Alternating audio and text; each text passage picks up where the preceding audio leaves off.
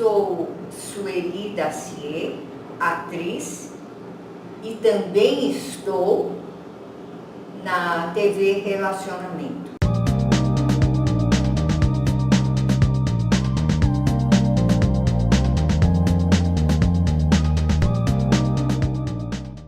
Olá, internautas, fizemos mais um programa Gestão Executiva e hoje nós temos a oportunidade de conversar com o profissional de primeira linha, Paulo Augusto. Muito obrigado aqui. Tudo bom, prazer tê-lo aqui dentro. Prazer estar aqui na TV Relacionamento, é isso? Perfeito, é isso mesmo. Com o maior colecionador de gibis do Brasil? Isso. Quantos gibis? 140 mil. 140 mil gibis, ô louco. Fica Hoje deve ter um pouquinho armazenado, mais. armazenado num Eu ambiente tenho uma casa só para isso. só para gibis. Isso. Podia abrir para fazer um... Eu vou fazer ainda um museu de quadrinhos. No máximo, ano que vem vai sair. É uma boa, é uma boa. Bem sofisticado. Exatamente. Mas é um prazer enorme estar aqui com você, viu? Perfeito. Paulo, conta um pouquinho sobre a sua trajetória. Vamos lá, minha longa trajetória de vida, né? Perfeito. Brincadeira. Mas é bacana porque assim, você fez um monte de coisas que parece que você viveu várias vidas. É verdade, é verdade. Mas assim, a minha trajetória comercial, né? Eu sou economista de formação. E aí para o mercado precisa muito do inglês, né? Como língua. Então eu trabalhei no mercado mais financista, né? Em empresas, em departamentos pessoais e departamentos financeiros. Mas, e aí para isso eu precisava do inglês, né? Eu já tinha uma bagagem de inglês, mas aquele inglês que todo brasileiro tem, né? Que veio de acordo com a internacionalização das coisas, né? Perfeito. Que a gente sabe algumas palavras em inglês, mas não sabe de fato falar inglês. E aí, com isso, eu fui para um cursinho de inglês e me destacava lá no cursinho de inglês e tudo mais. E aí eu decidi abrir o meu negócio, né, que envolvesse o inglês. E foi engraçado assim o porquê que eu quis abrir o meu negócio, que foi por causa que a professora tinha me elogiado muito, a gente tinha lá um grupo de alunos, acho que eram uns 10, 15 alunos. A professora falou, pô, que bom, você fala inglês, só que eu sou um pouco perfeccionista, assim, né? Então, Entendi. eu falava, eu sei que eu falo e tudo mais, só que eu vejo filme, conversas, às vezes eu acabo não entendendo, e aí me decepciono, me frustro. Ela, não, fica tranquilo que você é um bom aluno, daqui uns 5 anos você vai estar falando bem inglês. Aí eu falei, pô, 5 anos? É muito tempo 5 anos. Aí eu falei, com 5 anos, ainda mais do que eu estou pagando aqui, que era caro. Certo. Eu falei, dá para eu ir para lá, aprender e voltar. E aí me deu um gatilho para abrir uma escola que tivesse incluso o ensino do inglês, mas incluso o intercâmbio, onde a pessoa vivesse lá. E aí, com o decorrer do trabalho, né, eu fui percebendo que eu fui para um nicho, na verdade, de poder fazer com que os adolescentes, as crianças pudessem aprender inglês, que é mais fácil, né? E aí eu tenho, né, lá nos Estados Unidos, 3 colégios que são academies, high school, que é ensino médio americano. E aí o meu programa, né, leva os alunos para fazer o ensino médio lá. Comecei com adultos, para poder ensinar inglês aqui no Brasil e fazer um intercâmbio lá nos Estados Unidos. Mas aí eu nichei um pouco mais a empresa no setor de adolescentes, né, do período de high school. No Brasil são só 5% falantes em inglês. É verdade. Então a gente ainda tem aí muito trabalho a fazer, porque a internacionalização, a globalização está aí, né? Então a gente tem que focar nisso. Paulo, muito bacana porque assim, você acabou pensando grande. Porque, na verdade, assim, a visão do mundo das pessoas, eu fui agora recentemente ministrar algumas palestras em colégio do estado, é um voluntariado que eu faço. Sim, legal. Mas o que dá pena hoje em dia, assim, você vê a visão de mundo das pessoas, é muito pequena ainda. Exato. Então eu pedi lá assim, voluntário, para falar o que gostaria de ser no futuro. Sim. Aí uma menina levantou e falou, quer trabalhar no banco. Eu, por quê? Porque minha mãe trabalha no banco. Quer dizer, ainda então falta muita coisa, né? E de modo geral, né, as pessoas têm muita dificuldade em pensar grande, ter uma visão. Muitas vezes a pessoa tem visão, a grande maioria das donas de casa tem a visão lá da casa dela, da sala, dos quartos, não sei o quê, do supermercado e tal, ou do bairro. Sim. E às vezes, uma pena que às vezes vai morrer só nesse mundinho aqui. Exatamente. Né? Então, eu vejo assim, pessoas de áreas comerciais, pessoas de áreas acadêmicas, elas têm a possibilidade, ou de multinacionais, de aumentar um pouquinho, né, essa visão de mundo aí, e que é interessante. Agora, o fato de você ter feito a parte de contábeis, né, te ajudou a fazer business plan também? Ajudou muito, ajudou. Legal. Na verdade eu fiz ciências econômicas. Né? Porque muitas vezes a pessoa fala assim, ela tem um sonho, vou fazer isso daqui, só que ela não fez a conta, não levou em conta uma série de coisas assim, do que pode ser um problema, né? E às vezes acaba desistindo por causa disso. Né? E entra muito no que você falou também da visão de mundo, né? Mesmo que a gente tenha crescido, cada um tem a sua história e você tem que ali, de acordo com o que você vive, você tem uma visão, um ponto de vista, né? Cada ponto de vista é valioso. Nesse ponto, eu fiz a faculdade de ciência econômica, eu gosto muito também do tema de economia, né? Eu até sou um pouco, eu gosto bastante, eu sou entusiasta do tema, agora com a política, né, como está tudo muito politizado, o tema da economia também está sendo muito abrangente. Por mais que você escuta um monte de agora teórico de economia, né, que não estudou muito, mas eu acho isso interessante, porque dá margem para que o assunto seja relevante, e o Brasil, eu sinto isso, precisa muito disso, né, para que os assuntos sejam relevantes. Sim. E aí com isso aqueles os mais conhecedores, mais acadêmicos, né, os professores possam estar inserindo aí conhecimento. Mas uma coisa interessante é que no meu ensino, assim, não no ensino médio, ainda no fundamental, assim, quando criança, lá nos anos 2000, né, que foi o grande, acho que os anos 2000 foi a grande virada, né, assim, do mundo, né, moderno agora. Eu lembro que tinha exatamente, eu lembro que ainda tinha no disquete, eu ainda era no disquete, o trabalho sobre globalização, que foi o tema de um seminário que a gente tinha que fazer sobre globalização. Deixa eu até falar, pessoal, um disquete cabia uma foto em alta definição. Exato. Só para você saber o tamanho que ele cabia. Era uma coisa limitada, mas que pra gente era maravilhoso. Sim. E aí eu tinha a apresentar sobre a globalização, né? E hoje até a globalização é uma coisa que é muito falado, né? Mas hoje até definida ali pelo FMI, a globalização ela envolve transações comerciais, né? Um pouco também de transações ali comercial, também, mas o foco que é o plural, cultural, só que de migração, né? De migração e conhecimento profissional também. Hoje a gente vê muito mais do que eu em 2000 tinha ali no meu disquete. Hoje eu vejo aquilo que eu apresentei há 20 anos atrás, né?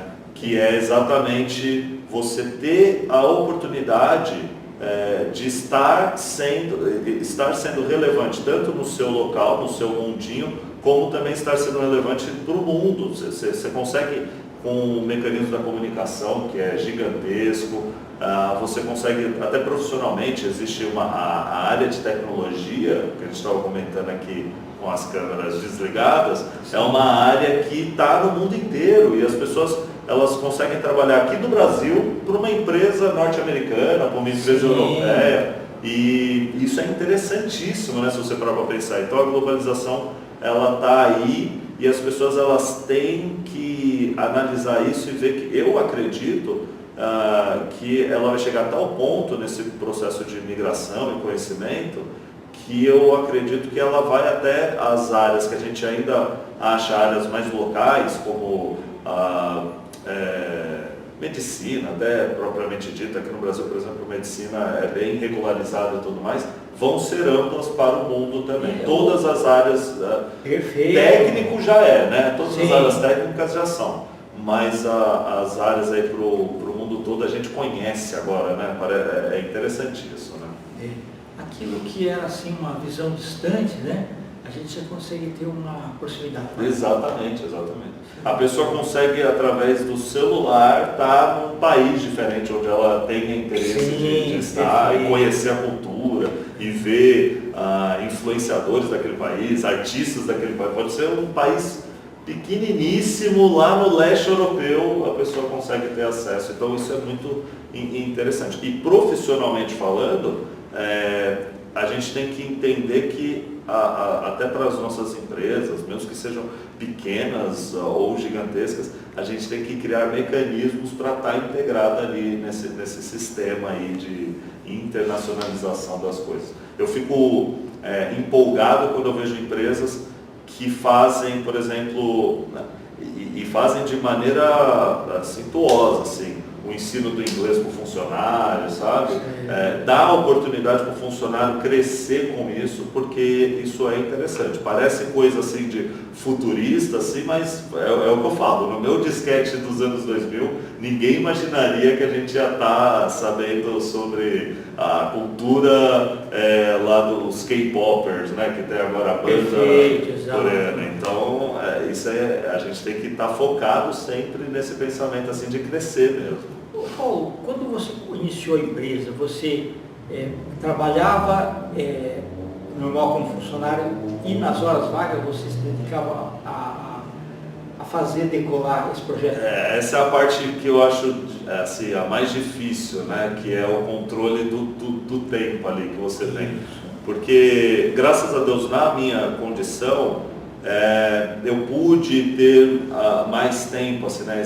Eu tive amigos, por exemplo, da faculdade, eu sou da São Judas, da Faculdade de São Judas, da Moca, e eu morava na Moca, então eu andava a poucos metros, já estava na minha faculdade. Mas eu tinha tempo. Já era uma coisa muito boa. Eu tinha amigos que moravam no Jaçanã, trabalhava no centro de São Paulo, trabalhava no centro de São Paulo, então são movimentos que às vezes faz que você perde tempo. Então, eu, graças a Deus, tive um pouco desse controle do tempo e tive esse privilégiozinhos assim de ter coisas mais facilitadas, né, como ir para a faculdade. Isso é uma coisa importante.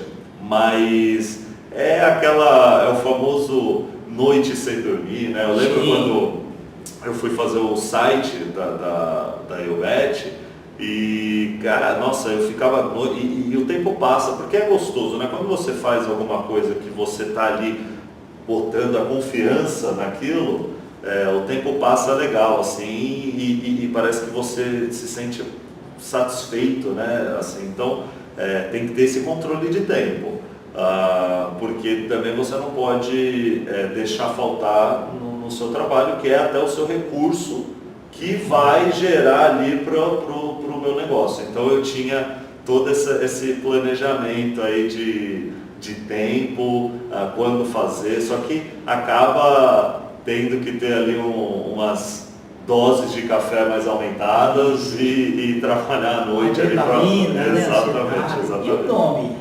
YouBet. YouBet em inglês pode apostar. Pode apostar, exatamente. Como que surgiu? Hoje, até eu enfrento uma barreira porque o bet, principalmente esse prefixo do inglês, ele está muito utilizado em apostas, né? Porque isso, é verdade. É para isso mesmo, pode apostar. Né? O pode apostar. Pode apostar na carreira, né? Exatamente, pode apostar aposte em você mesmo. Exatamente. As pessoas precisam apostar nelas, né? Precisam... Não, ficou muito feliz. Muito bom. Então, até antes eu falava assim, you bet on self, tipo, invista em você, né? Aposte em você mesmo, entendeu?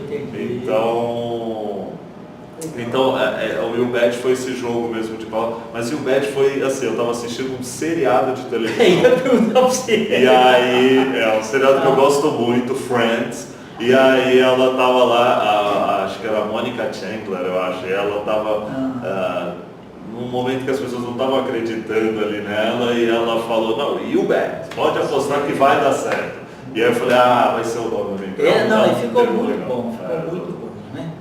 Hoje, além de você tem professores também que te apoiam, quando precisam. Isso, exatamente. Hoje, a empresa, ela, como eu disse, eu criei um público muito bom, um nicho muito bom de ensino médio.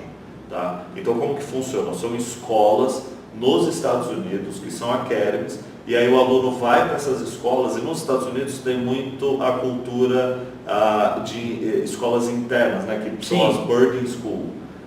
E essas escolas... que dá mais segurança mesmo. Exatamente. Então essas escolas, como o público é adolescente, ela tem tudo, ela tem lá a acomodação, a refeição e o colégio, tudo no mesmo ambiente. Esporte, tudo, todos os esportes americanos. Com a ida de brasileiros, a gente levou também o futebol, né? Exportou o nosso futebol lá. Então, que eles têm também bastante lá. Então, eu faço esse trabalho. Com a vinda da pandemia e tudo mais, a gente acabou fazendo também a parte mais... Aí voltei para o público mais adulto também, que é aquele inglês de um mês, principalmente países, por exemplo, o Canadá, que é um país que recebe bastante para estudo, né, de um mês, pega nas férias, para avanço. Faz uma imersão. Exatamente. E aí eu estou voltando agora para o original do que era a UBET School, que é dar o ensino do inglês aqui no Brasil e você ter incluso com o intercâmbio, né, que é a imersão lá nos Estados Unidos. Então funciona mais ou menos assim. Hoje a gente tem um quadro de funcionários com professores, né, mas é mais aqueles, o agente, né, que é aquele que vai fazer todo o seu processo de documento, porque é muito visto para as pessoas que querem realmente migrar, irem para estudar, fazer lá alguns anos lá. Então aí tem todo esse agente que faz todo o processo aqui no Brasil, de consulado, todo esse processo para que o aluno, o adolescente, né, ou o adulto possa ter ali tudo já. É um suporte muito, muito importante, que também aqui no Brasil eu vejo que tem uma falha, assim, né? Às vezes a gente acaba tendo um negócio, a gestão, o empreender, né? Eu não gosto muito da palavra empreendedorismo também porque ficou muito falada, mas o empreender é exatamente... Pode ser só retórica. Exatamente, é você ver ali aonde você pode cortar uma fila, né? Então se tem algum problema ali, se tem uma fila muito grande, empreender é como eu faço para reduzir essa fila ali. Isso, perfeito. Mais ou menos isso. Não perdendo as competências. Exatamente, aí você vai vendo, meu mercado internacionalização escolar. Só que com isso eu vi um gargalo ali que faltava na parte de imigração, documentação consular e tudo mais, e aí a gente acaba colocando ali também, exatamente, fazendo ali também esses processos. Perfeito. Olha, Paulo, eu fiquei muito contente de ver a tua história, né? E principalmente o seguinte, como você falou, 5% da população brasileira é que domina realmente o idioma, né? É muito pouco, né? A gente levando em conta aí 240 milhões de pessoas, né? É muito pouco. Então, ter o potencial para decolar ainda mais é muito bom. Exato. Né? Tá ótimo. Paulo, nós estamos nos instantes finais. Eu quero que você volte outras vezes para nos brindar aí com o grande crescimento da UBET, tá? Sempre de portas abertas. Eu queria que você deixasse uma mensagem aí para os futuros clientes seus, né? Pais de alunos aí e tal, e também os seus contatos. Maravilha. Os meus contatos, todos os contatos da UBET é UBET School, tá? Em inglês, School em inglês. UBET, pode apostar, então aposte você mesmo. Então, Instagram, Facebook, @UBET School. E vai ser um prazer, se você tiver interesse de fazer algum processo migratório, entre em contato. Tem um e-mail também, contato@ubetschool.com. E foi um prazer enorme estar aqui, viu, Kendi? Perfeito. Muito obrigado. Só chamar. E vamos fazer também um de gibis aqui, vamos mostrar os gibis. Perfeito. Internautas, com os agradecimentos então a esse fabuloso profissional, Paulo Augusto, nós finalizamos mais uma Gestão Executiva Grande abraço e até a próxima.